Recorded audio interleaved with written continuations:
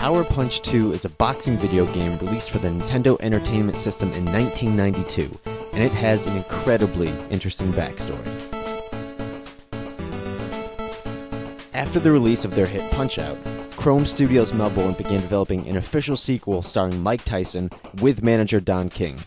Originally titled Mike Tyson's Intergalactic Power Punch, the game was supposed to take the series into outer space, where Tyson would participate in an intergalactic boxing tournament against various space aliens. The game's production ran into immediate trouble, however, following Tyson's 1991 incarceration for the rape of Desiree Washington. Beam changed the Tyson's character name to Mark Tyler and modified King, but did little to change Tyson's in-game character sprite. Nintendo saw the game and disliked it, refusing to publish it due to lack of quality. Eventually, American Software Corp published the title, and the game was released on the NES as Power Punch 2, despite the fact that it was the first Power Punch title. The storyline of the game is something like this. Mark Tough Guy Tyler, not Mike Tyson, is the undefeated heavyweight champion of the world, with an Olympic gold medal and a 33-0 record with 33 KOs to his claim. After knocking out another opponent with ease, Tyler and his manager taunt the world by saying that no one can stop him.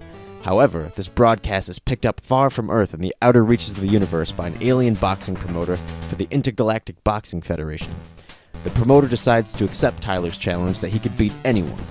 Thus, Tyler is brought into the throes of the universe to compete against the best boxers in the universe and defend his earthly title.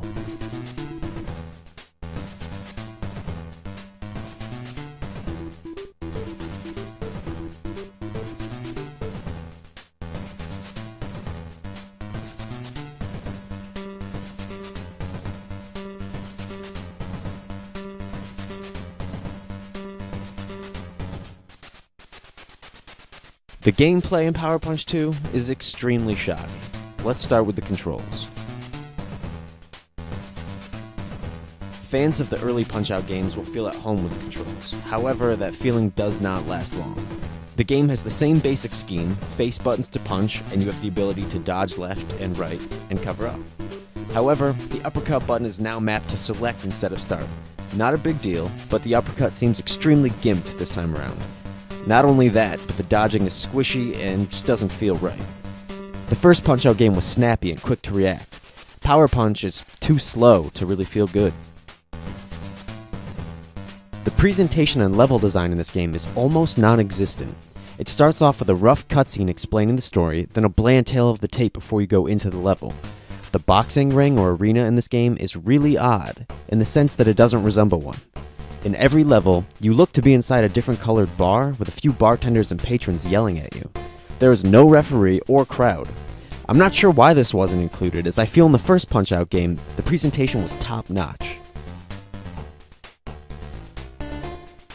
Along with the great presentation of Punch-Out also came a really memorable musical score and sound effects. Every character in Punch-Out had a few sounds and cries of their own. I still hum the theme to the pink jumpsuit jogging theme every so often. Power Punch 2 had nothing of the sort. The music is boring and doesn't have many tracks, and the sound is extremely generic. The one quality of Power Punch 2 that excels is the challenge. It is an extremely tough boxing game with unpredictable patterns at first. Once you can figure out the characters, it can be as predictable as the first Punch-Out. However, it is an extremely steep learning curve. The final boss is unforgiving and you can die in seconds if you aren't prepared. Overall, an extremely hard game. Even though Power Punch 2 is one tough beast, that still doesn't make up for its extreme lack of overall quality. I have to agree with Nintendo on this one. Would Mike Tyson have been better off with this game attached to his name? You decide. Thanks for watching.